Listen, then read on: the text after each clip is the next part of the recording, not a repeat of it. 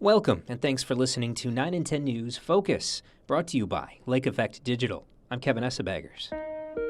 It could be a pretty lousy winter in the form of higher energy prices.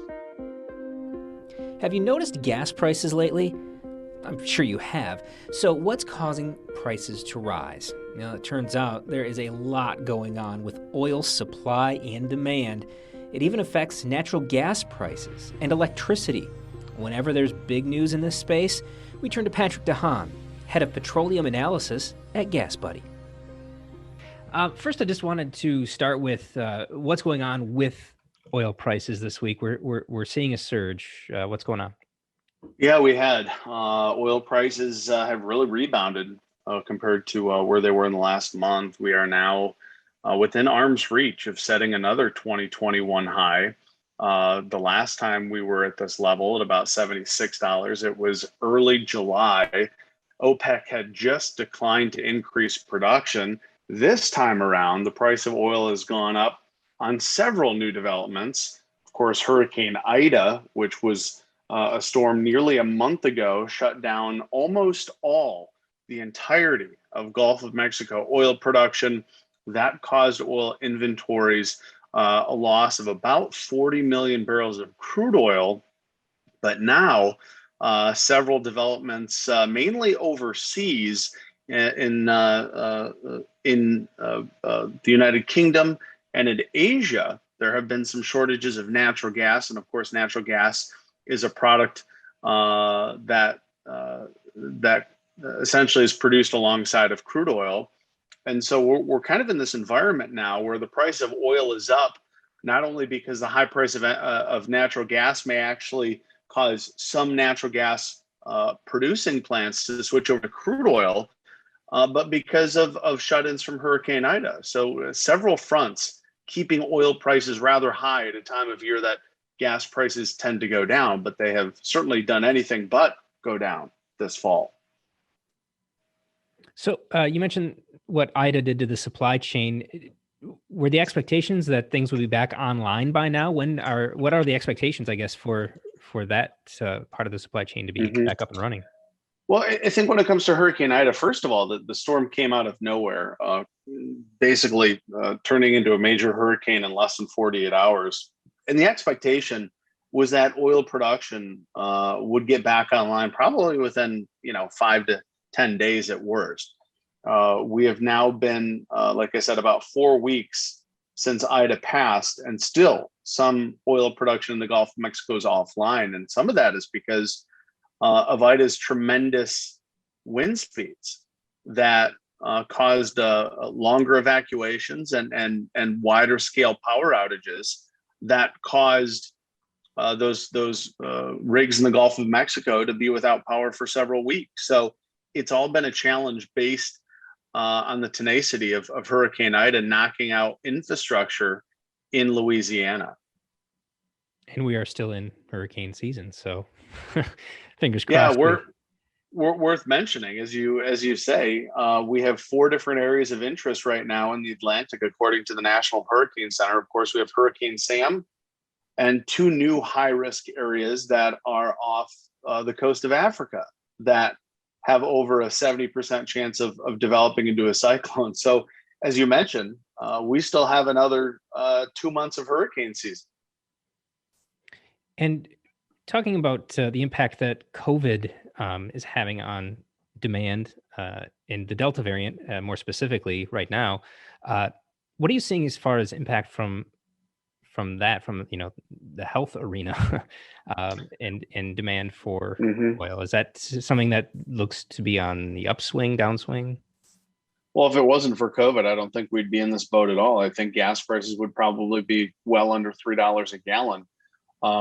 And it's because of the tremendous damage that COVID did early on that we are in the boat we're in now. Think back to early days of the pandemic in March and April of 2020, Americans were staying very close to home. Gasoline demand fell 60%. And along with it, of course, gas prices plunged. And of course, the price of oil also went along with it. And as a result of that drastic drop in the price of oil and gasoline and other products, oil companies and refiners slowed down production significantly. In fact, letting tens of thousands of workers go, anticipating that that was kind of a new norm.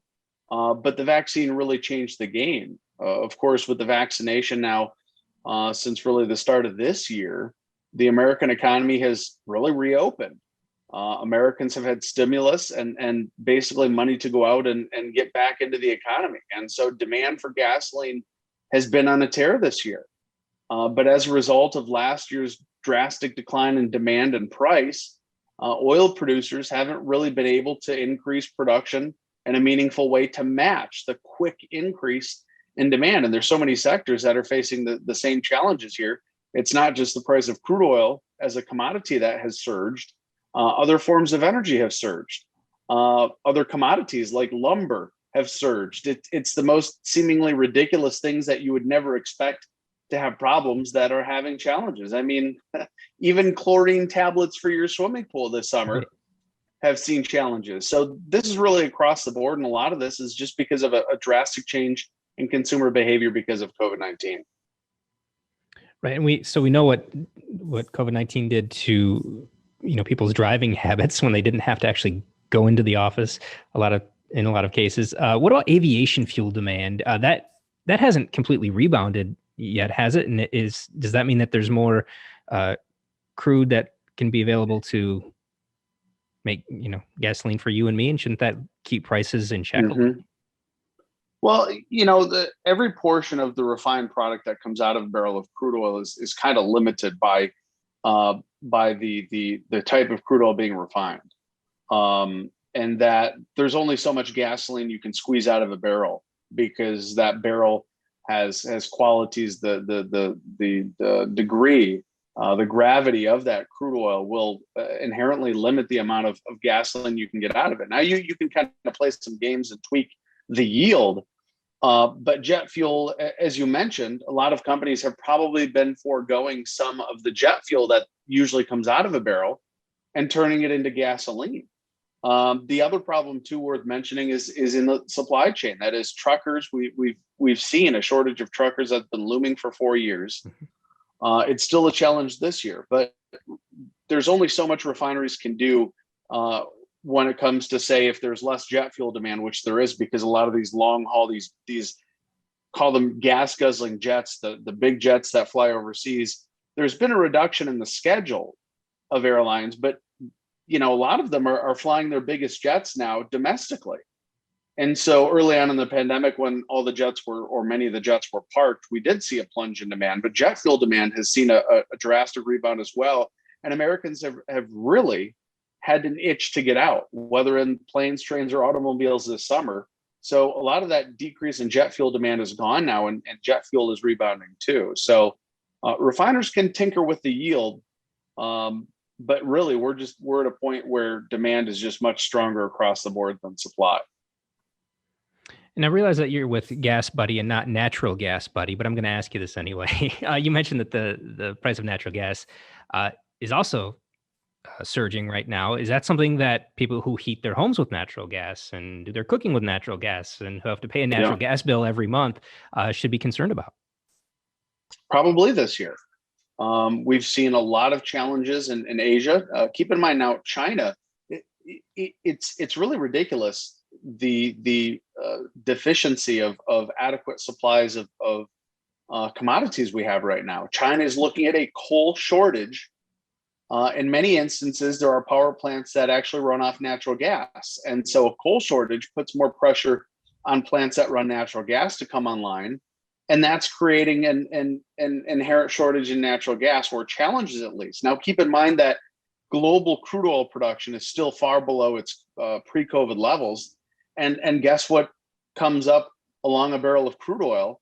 A lot of the time there's gas that's trapped in the same vicinity as crude oil. So you could almost say that natural gas has been a byproduct of drilling for crude oil. And when crude oil production is lower, that means you're going to yield less natural gas as well. Now, the concern this year is that because there's a shortage of coal, there's now developing maybe a tight market for natural gas. Natural gas prices are surging.